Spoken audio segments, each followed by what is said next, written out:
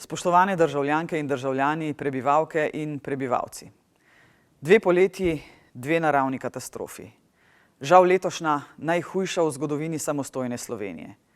2 poletji, 2-krat so gasilci in gasilke, predstavnice in predstavniki civilne zaščite in morje prostovoljk in prostovoljcev žrtvovali svoje dopuste, prosti čas z družinami, da so reševali življenja, premoženje drugih družin in sodržavljanov.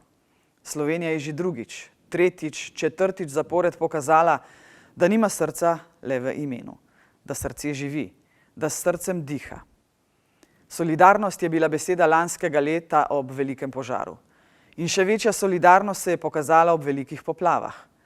Čeprav je v Slovenijo odneslo neznansko število mostov in cest, je ta poplava utrdila mostove med sosedi, družinskimi člani, sokrajani, sodržavljani. V dneh, ko sem bila na terenu, sem videla opustošenje, žalost, obup. In slišala zgodbe o herojstvu in tovarištvu. Zgodbo recimo o starejši gospe, ki je bila ujeta v hiši in so jo lahko rešili le s čolnom. In da bi jo bilo manj strah, so ji rekli, da je v beneški gondoli in ji med prevozom peli.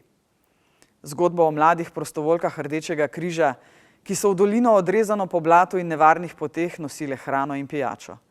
In zgodbo o velikem človeku, lokalnem podjetniku, ki je mestu v enem dnevu zgradil most.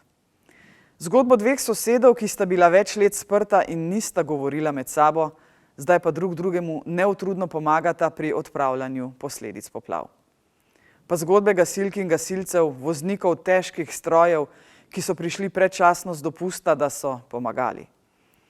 Da o neprecenljivi pomoči pripadnikov Slovenske vojske, policije in seveda civilne zaščite niti ne govorim.